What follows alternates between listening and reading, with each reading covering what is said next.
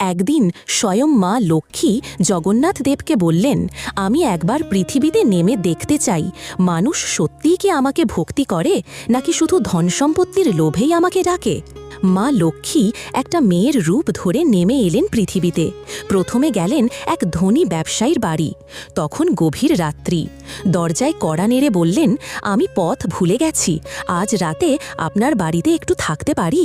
ধনী লোকটি কটমট করে বলল, আমার বাড়িতে জায়গা নেই, তুই আমার বাড়িতে চুরি করতে এসেছিস না রে, চুপচাপ এখান থেকে চলে যা। মা লক্ষ্মী হাঁটতে হাঁটতে পৌঁছালেন আর এক ধনীর বাড়িতে। সেও একই কথা বলল, আমার বাড়িতে কোনো ঠাঁই নেই তোর, তুই অন্য কোথাও যা। শেষে মা লক্ষ্মী গেলেন এক গরিব ঝুপড়ির ঘরে। দরজায় কড়া নাড়তেই মালিক ও তার স্ত্রী বেরিয়ে এলেন। মা লক্ষ্মী বললেন, আমি পথ হারিয়ে গেছি, আজ রাতটা তোমাদের বাড়িতে থাকতে দেবে? দম্পতি বিনা দ্বিধায় বলল, এসো মা, আমাদের ঘর ছোট্ট হলেও তোমার জন্যে জায়গা হয়ে যাবে।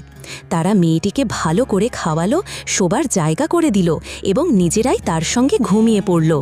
সকালে উঠে দেখে ঘরে মেয়েটি নেই, কিন্তু ঘরের মাঝখানে রাশি রাশি সোনার মুদ্রা আর সোনার গহনা। তখন তারা বুঝল তাদের ঘরে আসা সেই মেয়েটিই ছিলেন স্বয়ং মা লক্ষ্মী।